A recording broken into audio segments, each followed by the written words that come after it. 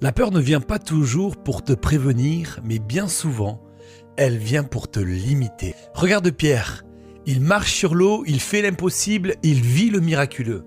Mais au moment où il voit les vagues, au moment où il ressent le vent, la Bible dit qu'il eut peur. Et alors, il commença à couler.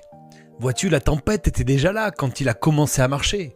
Les vagues n'ont pas changé, le vent n'a pas augmenté. Ce qui a changé, c'est son regard.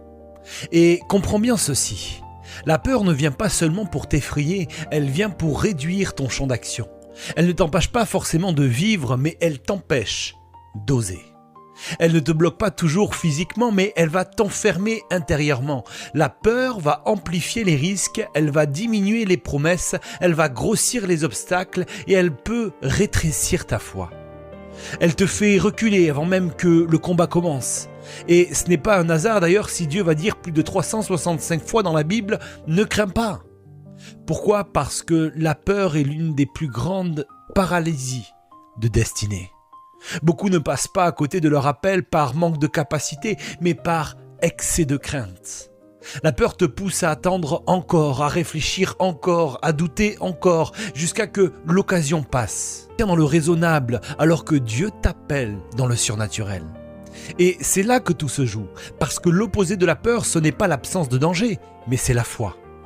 La foi ne nie pas la tempête, la foi choisit à qui elle donne le plus de poids. La peur regarde ce qui peut mal tourner, mais la foi va regarder celui qui tient tout entre ses mains.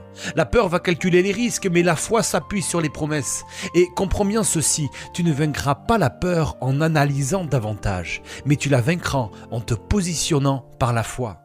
Parce que la foi n'est pas un sentiment, mais c'est une décision. C'est choisir d'avancer quand tout en toi tremble. C'est faire un pas même quand tu n'as pas toutes les réponses. C'est obéir même quand tu ne vois pas encore le résultat. Alors aujourd'hui, ne lutte pas contre la peur avec tes émotions. Oppose-lui une décision de foi. Parce que là où la peur te retient, la foi te propulse.